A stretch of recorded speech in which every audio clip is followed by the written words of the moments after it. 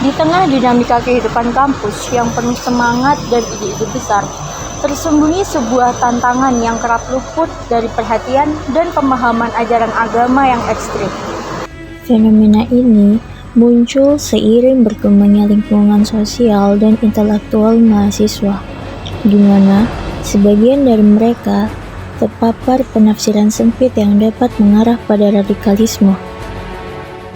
Komentar ini mengajak kita memahami akar persoalan, dampak, dan bagaimana kita dapat meluruskannya agar ajaran Islam kembali dipahami sebagaimana mestinya berlandaskan kasih sayang, keadilan, dan kedamaian.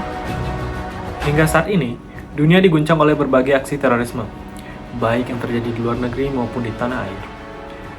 Indonesia pun tidak luput dari ancaman tersebut, dengan beberapa kasus di mana pelaku terindikasi dipengaruhi oleh tafsir agama yang keliru. Fenomena ini tidak hadir secara tiba-tiba. Ada progres panjang berupa kesalahpahaman dalil, doktrin sepihak, hingga propaganda digital yang menargetkan anak muda termasuk mahasiswa. Pada 14 Januari 2016, Indonesia diguncang dengan aksi teror ketika ledakan bom dan baku tembak terjadi di kawasan Sarinah, Jalan MH Tamrin, Jakarta Pusat. Serangan yang dilakukan oleh jaringan yang berafiliasi dengan ISIS ini menewaskan beberapa warga sipil dan mengejutkan publik karena berlangsung di jantung ibu kota pada siang hari. Lebih dari sekedar serangan fisik, peristiwa ini membuka mata banyak pihak tentang bagaimana radikalisasi dapat menyusup ke berbagai lapisan masyarakat. Sementara itu, dunia masih mengenang tragedi 11 September 2001 atau biasa disebut dengan 9/11. Salah satu serangan teror terbesar dalam sejarah modern. Pada pagi hari itu, 4 pesawat komersial dibajak dan digunakan sebagai senjata oleh kelompok Al-Qaeda. 2 pesawat menabrak menara kembar World Trade Center di New York, 1 menghantam Pentagon di Washington DC, dan 1 lagi jatuh di Pennsylvania setelah penumpang mencoba menggagalkan rencana pelaku. Serangan ini menewaskan hampir 3.000 orang dan mengubah arah kebijakan keamanan global. 9/11 bukan hanya sebuah tragedi, tapi simbol dari bagaimana terorisme dapat mempengaruhi seluruh dunia dalam sekejap, meninggalkan luka yang mendalam dan konsekuensi panjang bagi hubungan internasional. Bagaimana pandangan terhadap salah paham dalil agama yang menjadi dasar munculnya radikalisme dan aksi terorisme? Jadi bagaimana tentang kesalahpahaman memahami dalil. Ya memang sebenarnya itu prinsip dasar ya untuk kita memahami sebuah dalil agar kita tidak salah mengartikan.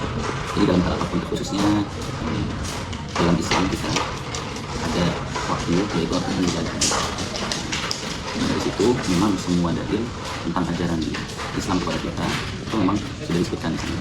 Tapi memang makanya ada salah satu dalil di antara Al-Quran itu yang menyebutkan bahwasanya fasal ada di kirimkan tanyakanlah hal apapun itu, sekecil apapun itu pada mereka yang paham atau ahli ilmu tersebut. Ini menjadi fondasi utama agar kita tidak sembarang mengartikan dan juga mencari sumber yang memang itu valid untuk penjelasan mengenai makna. Contohnya kita bisa ambil dari perkataan ulama, tafsir dan sebagainya, atau juga mungkin dari tafsir Al-Quran dengan hadis dan mungkin penjelasan yang begitu. Kalau misalnya secara dari yang saya pahami tentang radikalisme itu mereka sering mengatakan tentang ayat pembunuh yang kayak misalnya mereka menghalalkan semua manusia selain Islam boleh dibunuh. Nah, hal itu menurut saya kan kurang tepat karena pada konteks ini kan kalau misalnya membunuh jelas sudah diajarkan yang ada dalam Al-Quran misalnya kayak misalnya kisos, dimana harusnya itu kan kalau misalnya kisos itu atas sesuatu yang telah dilakukan dibahas setimpal gitu. Kayak misalnya ada orang membunuh seseorang, maka orang itu wajib dibunuh juga. Itu aturannya. Bukan berarti orang yang tidak bersalah tidak melakukan apapun tiba-tiba bisa dibunuh. Tidak. Nah itu kesalahan mereka. Dimana seringkali ayat-ayat seperti kisos ataupun ayat-ayat berperang yang membolehkan untuk membunuh, mereka membuatnya menjadi general. Targetnya menjadi seluruh orang itu, bukan hanya untuk orang-orang tertentu yang mempunyai syarat-syarat tertentu, tapi dihalalkan untuk semuanya. Begitu. Jadi menurut saya karena itu mereka sering menghalalkan adanya pembunuhan radikalisme. Apa solusi pencegahan terhadap salah paham dalil agama yang menjadi dasar munculnya radikalisme dan aksi terorisme? Mungkin solusinya sebagaimana yang kita sebutkan tadi dari adanya salah paham tadi, mungkin kalau dari kita bisa berharap dari pemerintah sendiri mungkin bisa memberikan pemahaman. Begitu pula dari para tokoh agama yang memang mereka memiliki ilmu dan juga memiliki ahli di bidang agama Islam itu sendiri untuk menjelaskan bagaimana pemahaman yang sebetulnya, pemahaman yang memang sering disalahartikan dan juga itu menyebabkan adanya aksi-aksi atau adanya sebuah gerakan yang sampai merugikan masyarakat dan juga lingkungan umum. Dari pencegahannya ya sekali lagi perlu adanya kesadaran dari masing-masing dan juga ya dari orang-orang yang sudah lebih paham, yang lebih alim tentang ilmu agama atau fikih itu mengajarkan dan memberitahu orang lain tentang bagaimana pemahaman Islam yang benar, bukan hanya memberikan dasar-dasar saja, tapi juga memberikan pemahaman yang jelas agar dapat membedakan mana yang benar, mana yang salah, dan juga dapat mengetahui bahwa kalau misalnya ada orang-orang menyebutkan hal yang tidak benar, mereka tahu itu benar atau salah itu. Bagaimana metode dakwah atau pendekatan yang paling efektif untuk meluruskan pemahaman keagamaan mahasiswa yang telah terlanjur terpengaruh oleh tafsir ekstrim?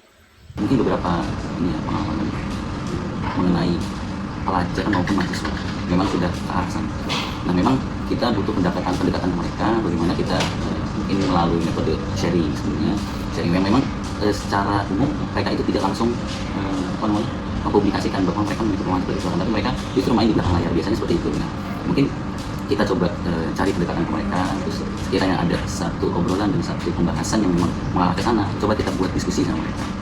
Kita buat diskusi dan kita bahas apakah hal tersebut memang benar-benar sesuai dengan ajaran Islam, khususnya sesuai dengan apa yang dijaga oleh pemerintah juga, dan begitu pula agar tidak disalahpahami dan juga tidak menimbulkan aksi-aksi tersebut. Dan rata-rata mereka awalnya itu memang dari penyebaran informasi, terus kemudian penyampaian dan sebagainya. Kemudian dari situ maka muncullah aksi tersebut, aksi radikal juga dari situ.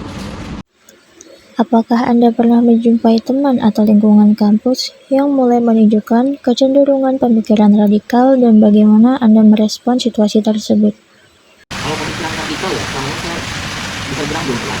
Saya selama ini justru yang saya dapat kayak orang-orang yang malah mencampurkan sekolahnya dengan Islam. Jadi banyak seperti itu dimana radikalisme, karena selama ini sepertinya saya dari itu sudah sampai yang tidak masa menggunakan hal yang kayak misalnya mereka mengatakan selain orang Islam pasti belum ada. Mereka itu yang mereka bilang kalau misalnya itu Israel yang lepas pelangi atau misalnya kalau misalnya itu kurang, tapi itu lebih mengaku dari radikalisme.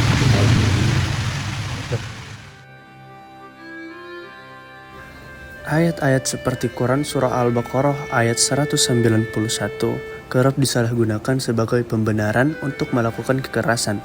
Padahal, jika dibaca secara utuh, ayat tersebut menjelaskan tentang batasan dalam peperangan dan tidak dapat digunakan untuk melegitimasi teror. Ada beberapa langkah agar kita tidak tersesat dalam pemahaman radikal. Pertama, baca ayat secara lengkap, bukan potongan. Kedua, perhatikan konteks turunnya ayat. Ketiga, bandingkan dengan ayat lain yang membawa pesan damai dan universal. Keempat, gunakan rujukan ulama dan tafsir yang kredibel. 5. Diskusikan dengan ahli, bukan hanya mengikuti konten viral. Dengan bersikap kritis, mahasiswa dapat terhindar dari jebakan doktrin ekstrem yang sering memelintir makna Al-Quran demi kepentingan kekerasan. Radikalisme tidak lahir dari agama, tapi dari kesalahan manusia dalam memahami agama. Melalui dokumenter ini, kita menemukan bahwa akar persoalan terletak pada misinterpretasi, kurangnya literasi keislaman, serta paparan informasi yang tidak terverifikasi. Dengan memahami makna ayat secara benar, serta menghidupkan nilai keislaman, rahmatan lil alamin, mahasiswa dapat menjadi garda terdepan dalam mencegah radikalisme di lingkungan kampus. Pemahaman yang benar bukan hanya mencegah kekeliruan, tetapi juga menjaga keharmonisan. Sudah saatnya generasi muda kembali melihat Islam melalui kacamata kedamaian, bukan kebencian. Karena masa depan yang aman berawal dari pikiran yang jernih dan hati yang tercerahkan. Terima kasih telah menyaksikan.